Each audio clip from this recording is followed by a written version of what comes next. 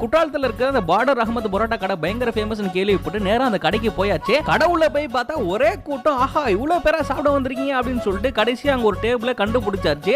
அங்க போய் உட்கார்ந்தோன்னா ஒரு பெரிய வாழை இலையை எடுத்துட்டு வந்து நம்ம டேபிள்ல வச்சாங்க. சரி, அதை பக்காவா வாஷ் பண்ணிட்டு பரோட்டா எவ்வளவுன்னு பார்த்தா 10 ரூபான்னு போட்டுச்சு. 2 பரோட்டா ஆர்டர் பண்ணியாச்சு. சைட் டிஷ்க்கு ஒரு காடை கொடுத்துருங்க அப்படின்னு ஒரு காடையை வாங்கியாச்சு. எவ்வளவு பியூட்டிஃபுல்லா இருக்குல்ல காடை, நீ ஓரமா ஏறி அப்புறம் உன சாப்பிடுறேன் அப்படின்னு சொல்லிட்டு அந்த 2 பரோட்டா எடுத்து பக்காவா பிச்சு போட்டதுக்கு அப்புறமா இந்த சிக்கன் 65 வறுக்கிறப்ப அடியில ஒரு எண்ணெய் மாதிரி இருக்கும்ல, அதை எடுத்து வந்து பரோட்டா மேல ஊத்துனாங்க.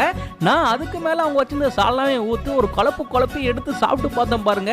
ஐயோ, டேஸ்ட் வேற லெவல்ல இருக்கு. அதனாலதான் இந்த கடையில இவ்வளவு கூட்டம் போல. சரி காடை வா, உன்னை சாப்பிட நேரம் வந்துச்சு அப்படின்னு சொல்லிட்டு அந்த காடையோட காலை எடுத்து ஒரு கடி கடிச்சேன் பாருங்க. ஐயோ, காடையும் அல்டிமேட்டா இருக்குப்பா அந்த கடையில. அப்புறம் நம்ம ஸ்டைல்ல அந்த பரோட்டாவை எடுத்து நான் வாங்கின கலக்கி கூட மிக்ஸ் பண்ணி எடுத்து சாப்பிட்டு பார்த்தேன். ஆஹா, நம்ம ஸ்டைல் தான். யாரெல்லாம் அந்த கடையில சாப்பிட்டுருக்கீங்க அப்படிங்கறத கமெண்ட் பாக்ஸ்ல கமெண்ட் பண்ணி விடுங்க.